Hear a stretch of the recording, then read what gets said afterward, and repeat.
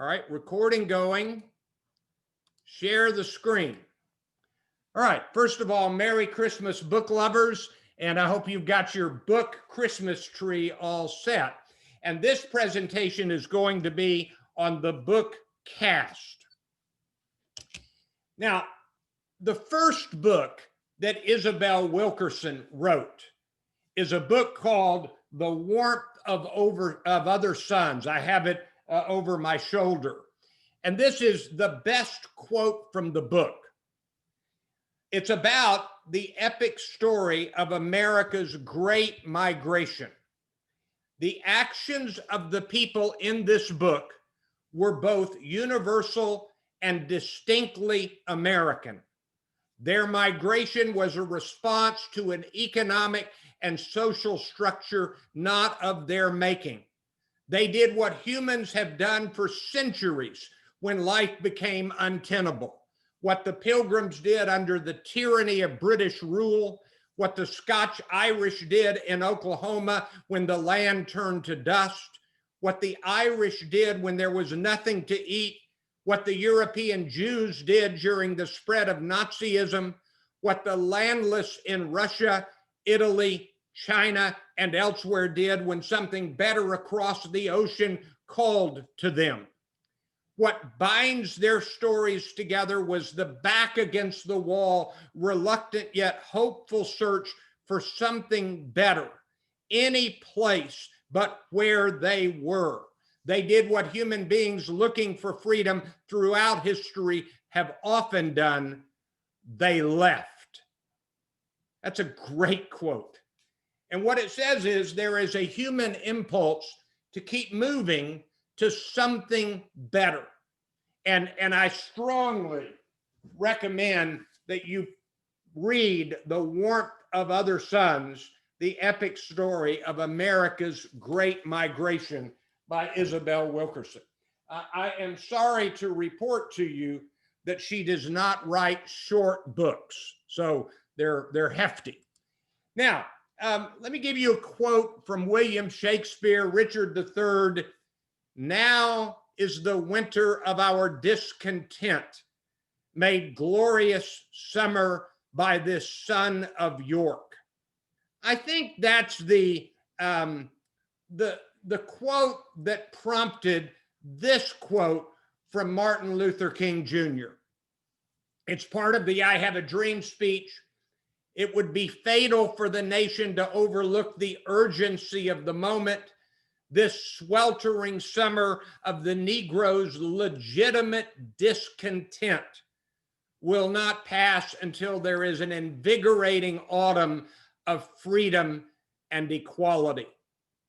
And so the name of the book, Caste, The Origins of Our Discontents. I think that she's sort of building on that concept of our discontent. And she asks, where does the discontent come from? And so this book is her answer to that question. I have presented so many books now on the issue of racial injustice, stamped from the beginning, How to Be an Anti-Racist, The Making of a Racist, White Fragility, The Color of Law, Tomlinson Hill. The list is really a long one. Ta-Nehisi Coates, Between the World and Me. I don't like to ever say, when somebody says, what's the one book should I read, that there is one book. Nor would I say that about this book. But this is the closest I would say this is the book to read. This woman is a remarkable writer. She is moving. I read this book and I felt gutted, a little bit hopeful, but gutted. And just like I did when I read her earlier book, The Warmth of Other Suns, which we presented in this book club years ago. It was written in 2010. I came away saying this is another level of author. This is really a great author. I'd like you, if you would, to take your handout and turn all the way to page 7. We're going to go back to the front in a few minutes. But on page 7, I want to say some things about Isabel Wilkerson at the top of the page. She is a Pulitzer Prize winning author. And then she wrote The Warmth of Other Suns. And she wrote, I discovered while working on The Warmth of Other Suns that I was not writing about geography and relocation, but about the American caste system, an artificial hierarchy in which most everything that you could and could not do was based upon what you looked like, and that manifested itself north and south. And so she discovered the centrality of the caste system. And if you've got your pen, circle that word hierarchy, artificial hierarchy. That word is critical. I meant to make a slide and I forgot to, and I apologize, but I meant to make a slide with a quote from a rhetorical scholar named Kenneth Burke. And Kenneth Burke has a definition of man that has now been renamed definition of human. And he says, among other things about human beings, that humans are goaded by the spirit of hierarchy. I think that is a brilliant insight, goaded by the spirit of hierarchy. And this book, Caste, is about the human impulse for people to understand where they are on the hierarchy and what happens when somebody begins to maybe potentially try to or has the capability of moving up in the hierarchy. And the fact is, the people at the top never want to share or relinquish their spot at the top. And so that's really the background of this book. On the left side of page 7, let me read you a few excerpts. Most of these are excerpts from the book itself. And by the way, anything forward in this part of the handout, if it's in italics, it comes from the book itself directly. All right. And only recently have circumstances forced us in this current era of human rupture to search for the unseen stirrings of the human heart to discover the origins of our discontents. Caste is the infrastructure of our divisions. It is the architecture of human hierarchy, the subconscious mode of instructions for maintaining, in our case, a 400-year-old social order. Looking at caste is like holding the country's X-rays up to the light. The elevation of others amounts to a demotion of oneself.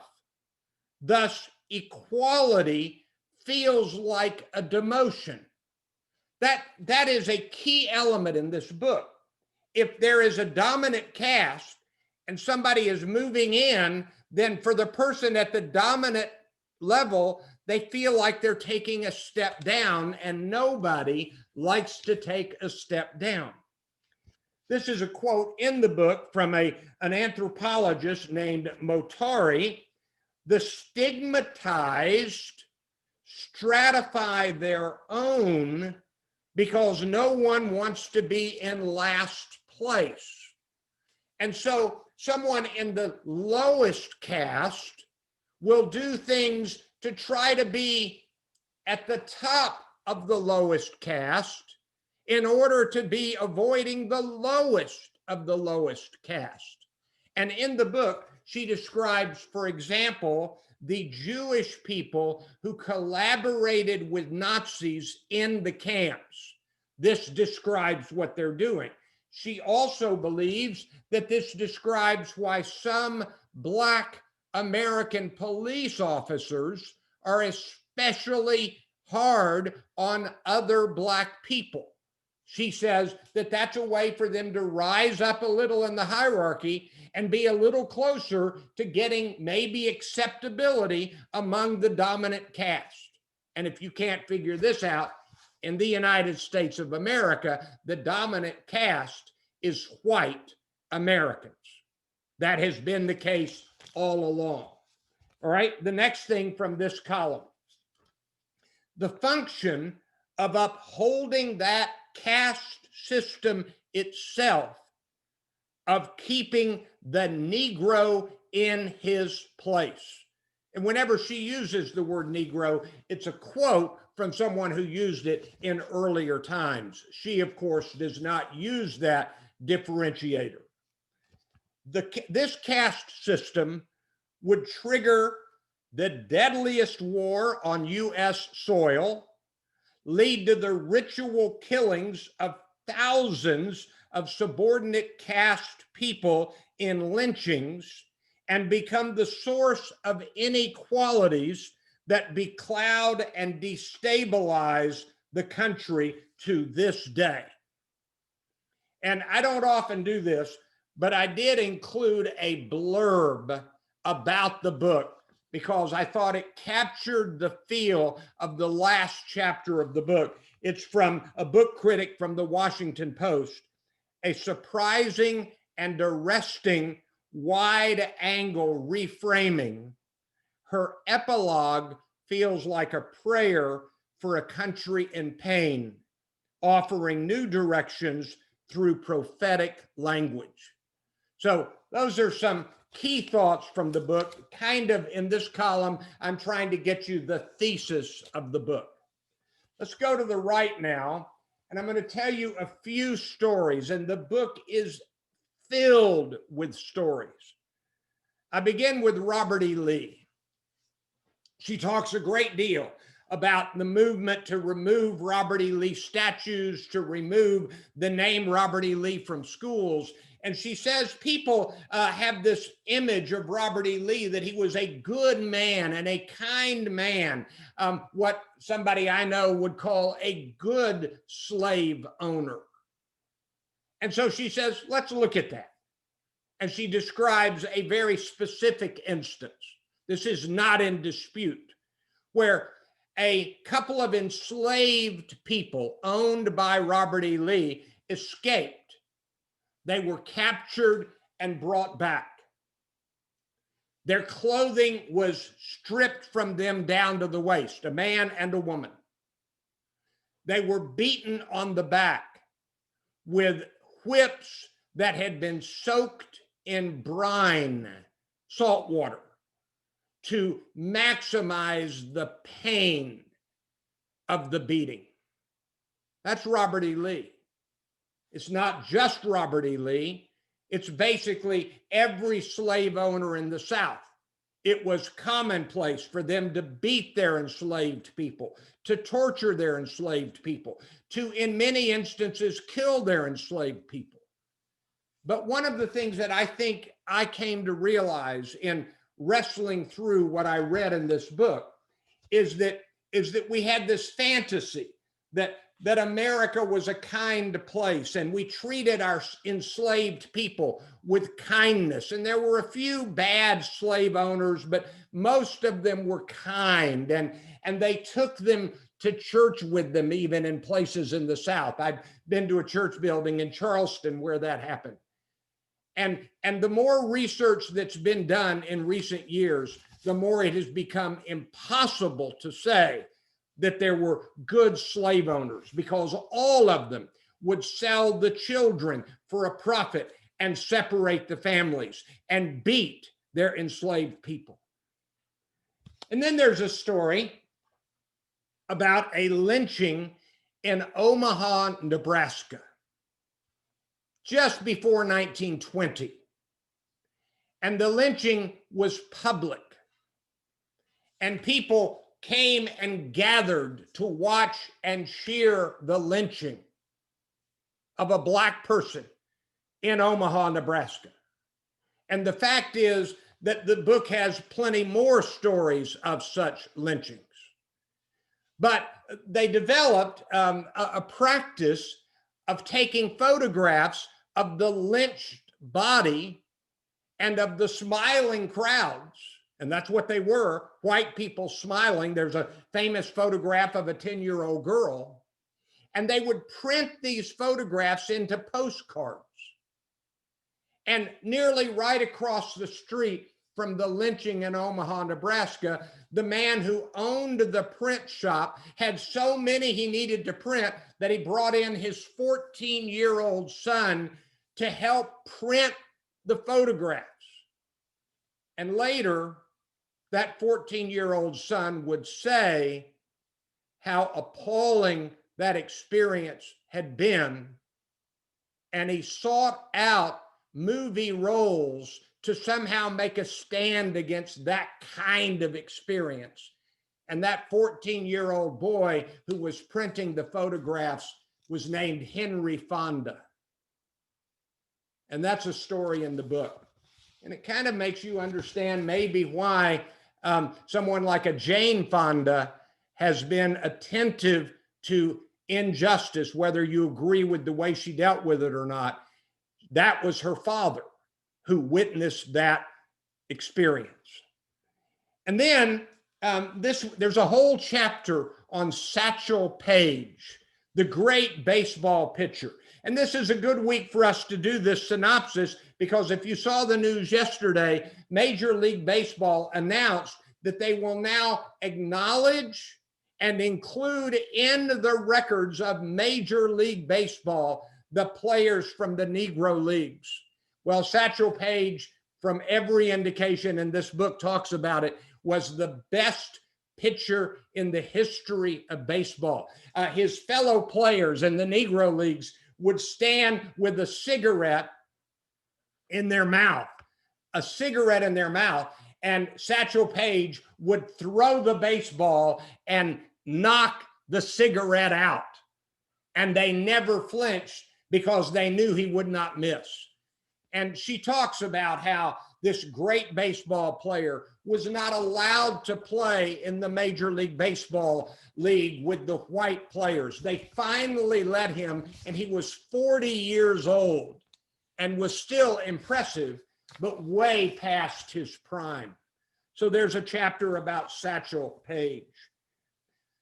There are more than a few of these moving stories. I'll give you one.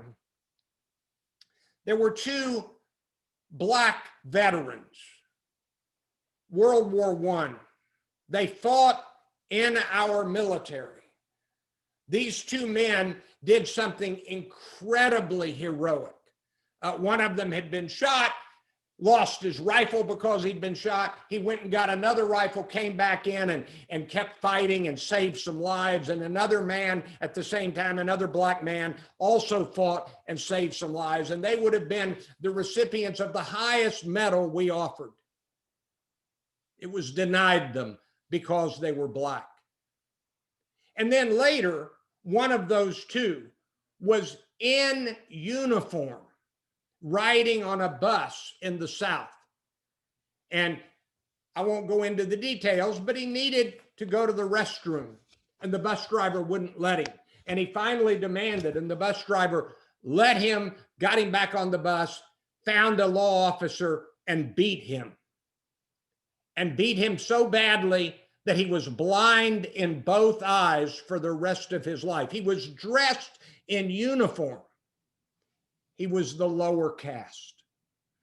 By the way, I forgot to tell you that in that lynching in Omaha, Nebraska, the body of the person lynched was dragged around town for people to deface it by the local law enforcement. And then there are the smaller slights that are so ghastly.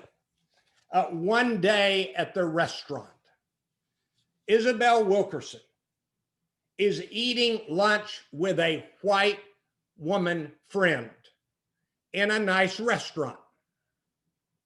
And the server ignores them. And another table comes in with all white people, and the server fawns over them.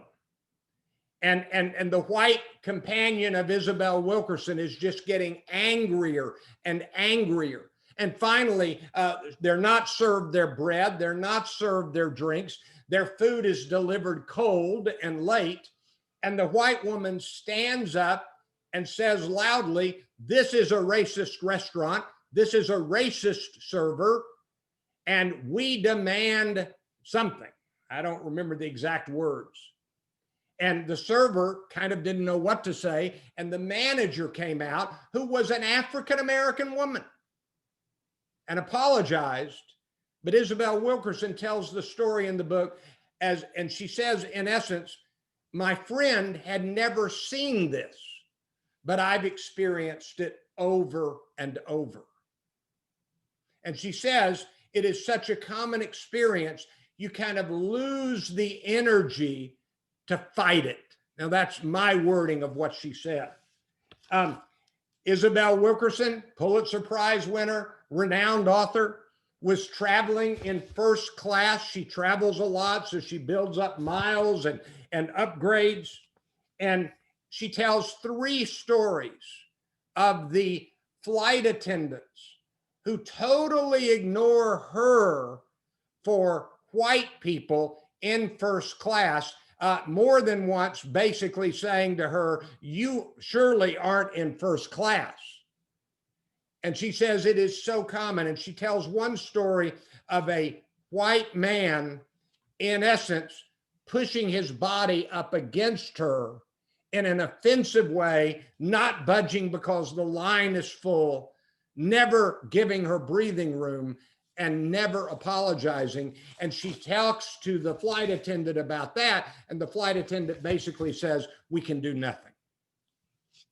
All of this, in her view, is caste. And then she tells a story about an experiment where a group of adults, young adults, were asked, how much would you take? What would it cost to give you enough money to live the rest of your life as a Black person? They were white people, and they figured out $50 million because they figured out they would live another 50 years and they would need $1 million a year. How much money would you take to live as a Black person? So those are some of the stories of the book. You do not have these quotes, but I want to read you 3 excerpts from the book that I just forgot to include. And I can't tell you, I had 120 pages of copied and pasted highlights, and I always wish I had more room.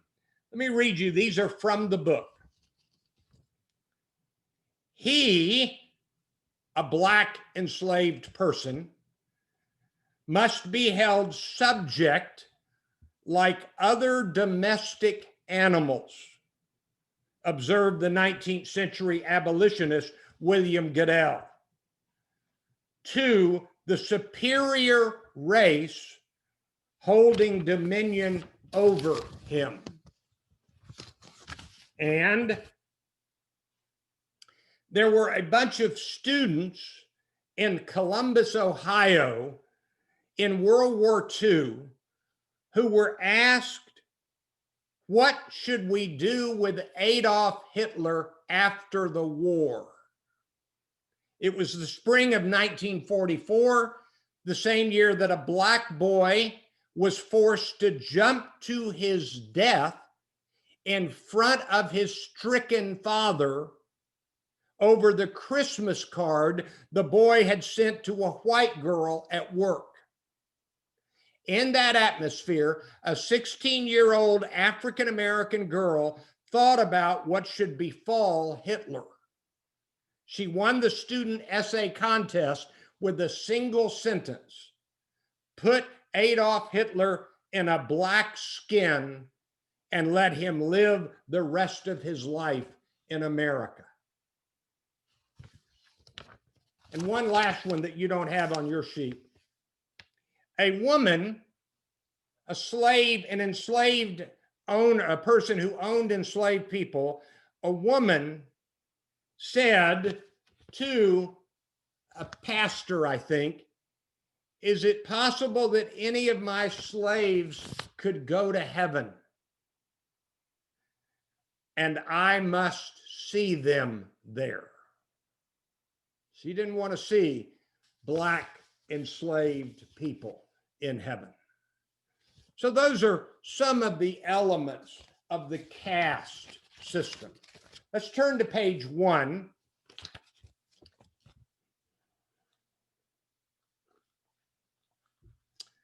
At the top of the page, what is the point of this book? The dominant caste looks down on the lower castes, and especially the lowest caste. The lowest caste cannot rise any higher. There's a typo, I'm sorry. This is the essence of the evil of casteism. On the left, why is this book worth our time? Number one, this book is a comprehensive look at the reality of caste, which is the real undergirding of racism in America. Number two, this book is a layer by layer journey into the omnipresence of casteism in America and in India, and I should have said, and in Nazi Germany. And number three, this book is a call to action for white people to address, abandon, renounce, and defeat casteism. Now, you may wonder, is she overstating the case? If you were to read the book, you would come away with illustration and story after illustration and story and realize that, if anything, she's understating it. And this book is fully compelling. It is difficult for white people to read. It must have been difficult for a Black woman to write. And it is a reality that this is the undergirding of our nation. Now, what we have are a number of excerpts from the book, the best of my highlighted passages. I'm going to go very fast. I'm going to read a few of these. If you see one in larger font, I did that. In bold, I did that to emphasize them. And I encourage you to read all of these on your own. Number one, a quote from James Baldwin. Because even if I should speak, no one would believe me, and they would not believe me precisely because they would not know that what I said was true. And Albert Einstein, if the majority knew of the root of this evil, then the road to its cure would not be long. People are in denial about the root of the evil. Number four, by 2042, not long from now, 22 years from now, for the first time in American history, whites will no longer be the majority in a country that had known of no other configuration, no other way to be. Demographically, we are headed to a less than majority, less than 50% white population. There is no doubt about that. Number six, she quotes from a modern day racist who said, quote, I remember a time when everybody knew their place. Time to get back to that. What's their place? It's the place in the caste. Turn to page 2. Number 10, put 2 or 3 stars beside number 10. Few problems have ever been solved by ignoring them. In fact, you do the opposite. You educate yourself.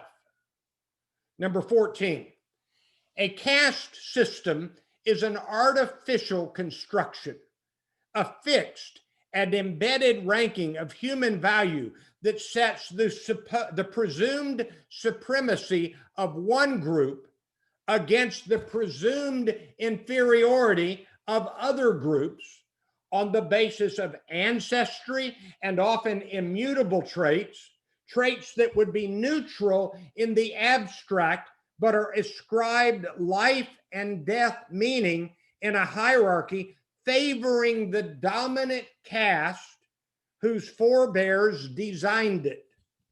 A caste system uses rigid, often arbitrary boundaries to keep the ranked groupings apart, distinct from one another, and in their assigned places. Number 16, we may mention race, referring to people as Black or white or Latino or Asian or indigenous, when what lies beneath each label is centuries of history and assigning of assumptions and values to physical features in a structure of human hierarchy. It is the historic flashcard to the public of how they are to be treated, where they are expected to live, what kinds of positions they are expected to hold, whether they belong in this section of town or that seat in a boardroom, whether they should be expected to speak with authority on this or that subject, whether they will be administered pain relief in a hospital, whether their neighborhood is likely to join a toxic waste site or to have contaminated water flowing from their taps, whether they are more or less likely to survive childbirth in the most advanced nation in the world, whether they may be shot by authorities with impunity. All of those phrases are true in parts of America still to this day. A few months ago at this gathering, I talked about Shingle Mountain, that mountain of shingles in South Dallas. If you did not see the Dallas Morning News this week, about 2 days ago, they have finally started hauling off the shingles after the toxicity of the neighborhood for over 2 years. That's Dallas 2020. All right, number 20. Martin Luther King Jr. was in India. If you don't know about his trip to India studying Gandhi, it's a very important moment in Dr. King's life. And he was introduced to some students. And the man making the introduction said, "Young people, I would like to present to you a fellow untouchable from the United States of America," introducing Dr. King to the school children. That sort of offended Dr. King. In India, the lowest caste are the untouchables. And that offended him. But then he began, I'm reading again, to think about the reality of the lives of the people he was fighting for.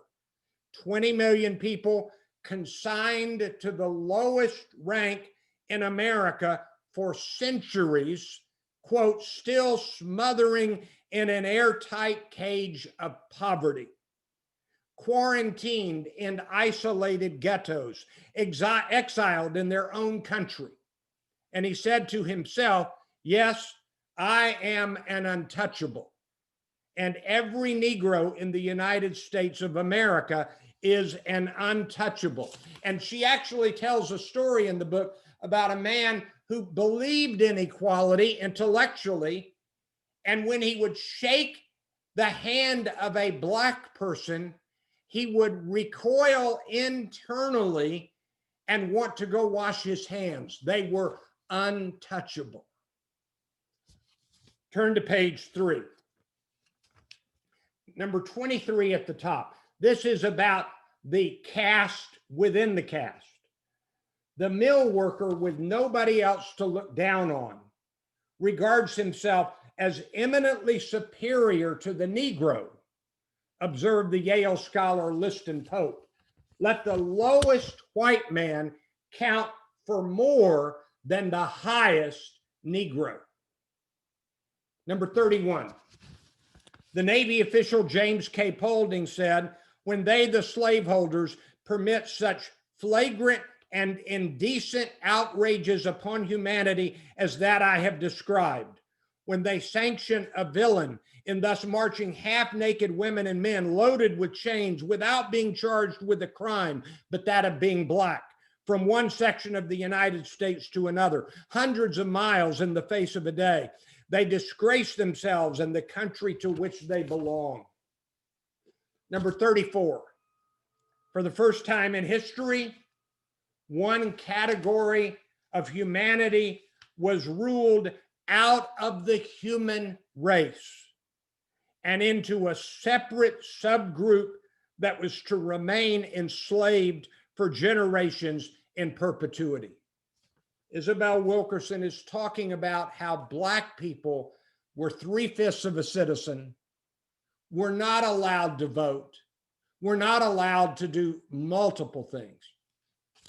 Number 35, they were regularly, Black people, especially enslaved people. No, that's not right.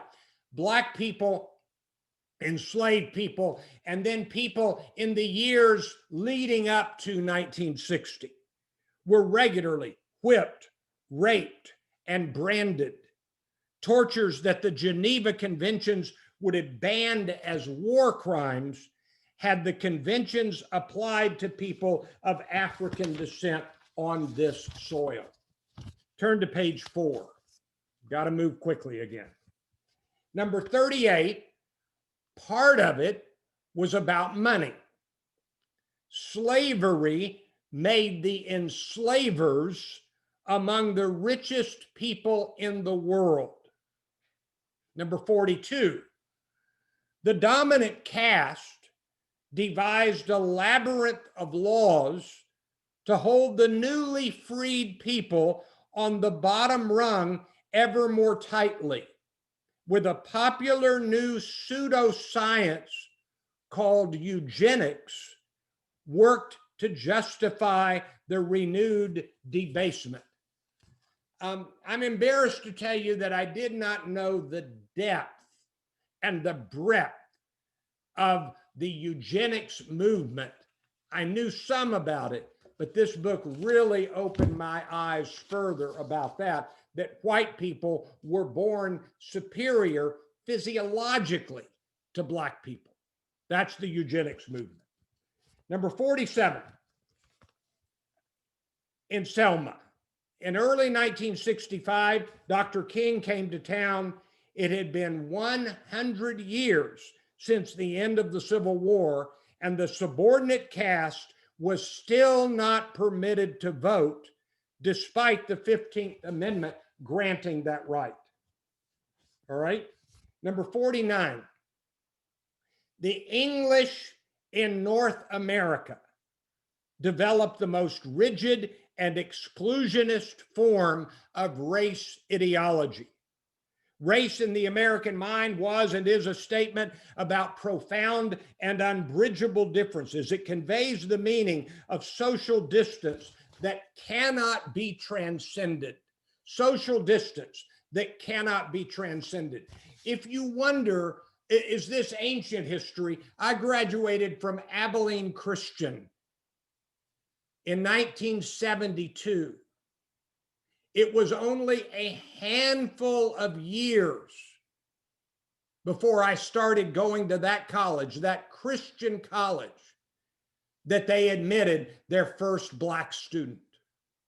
They did not believe that Black students should receive the education that white students did. Baylor was the same way. Turn to page 5. Top of the page. I've got to move quickly. Social scientists often define racism as the combination of racial bias and systemic power, seeing racism like sexism as primarily the action of people or systems with personal or group power over another person or group with less power. But over time, racism has often been reduced to a feeling, a character flaw, conflated with prejudice, connected to whether one is a good person or not. It has come to mean overt and declared hatred of a person. What does racist mean in an era when even extremists won't admit to it? What is the litmus test for racism? Who is racist in a society where someone can refuse to rent to people of color, arrest brown immigrants en masse, display a Confederate flag, but not be certified as a racist unless he or she confesses to it or is caught using derogatory signage or slurs? In other words, systemic racism is real, but people say, but I'm not racist. And she talks about this in great detail.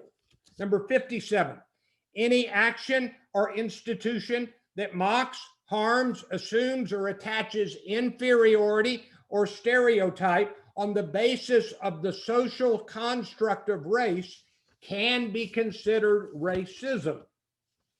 Number 61, many leading Americans had joined the eugenics movement of the 20th century, including Alexander Graham Bell, Henry Ford, Charles Eliot, the president of Harvard, the German Society for Racial Hygiene applauded, quote, the dedication with which Americans sponsor research in the field of racial hygiene and with which they translate theoretical knowledge into practice. The Nazis praised America. She has quite an account of that in a 1934 meeting in Germany of Nazi leaders. Number 65, in the zero-sum stakes of a caste system upheld by perceived scarcity, if a lower caste person goes up a rung, an upper caste person has to come down. Turn to page 6. At the bottom of the page, the last 4 quotes. 78. The price of privilege is the moral duty to act when one sees another person treated unfairly. Number 79. With our current ruptures, it is not enough to not be racist or sexist. Our times call for being pro-African American, pro-woman, pro-Latino, pro-Asian, pro-Indigenous, pro-humanity in all of its manifestations. Number 80, we are each of us responsible for every decision we make that hurts or harms another human being. And number 81, a world without caste would set everyone free. Well, those are the quotes, the highlights that I did in my underlining of the book, and there were many more that I chose. Go back to page 7, near the bottom. We've already talked about the stories, and so I'm going to walk through these bullet points pretty quickly. The 3 great caste systems. Throughout human history, there have been 3 caste systems that have stood out. India, Nazi Germany, and the United States. Each version relied on stigmatizing those deemed inferior to justify the dehumanization necessary to keep the lowest ranked people at the bottom and to rationalize the protocols of enforcement. Here's the deal. You can't treat people the way white people treated black people in America, the way Nazis treated Jewish people, the way upper caste Indians treat lowest caste Indians. You can't treat people like that if you define them in your own head as people. You've got to somehow define them as less than human. And that's what this whole caste system is really all about. Now, she has the pillars of caste in India, and you'll be able, don't read it now, but you'll be able to see these in the table of contents. But here's what India was like. It was a very rigid caste hierarchy. If you're born into this caste, you're dominant. If you're born in this caste, you're middle. If you're born in this caste, you're at the lowest. It was significantly reinforced throughout the culture, and it was cemented into the culture using religious beliefs.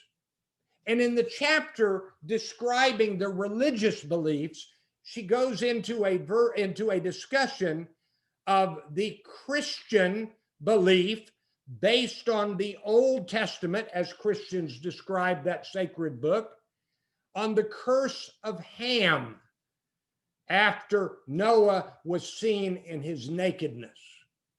And if you don't know that story, the most prominent Baptist pastor in America, W.A. Criswell at First Baptist of Dallas, believed in that, said he did, and used it as justification for racial prejudice and discrimination. How dominant, how omnipresent is the caste system in India? Isabel Wilkerson went to London for a conference. A scholar who had risen from the bottom of the lowest caste in India, earned a PhD, was giving an address.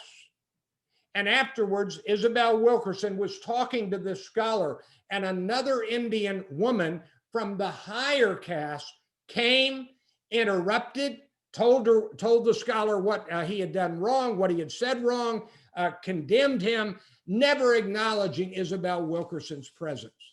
And the man lost his sense of confidence. His body shrunk.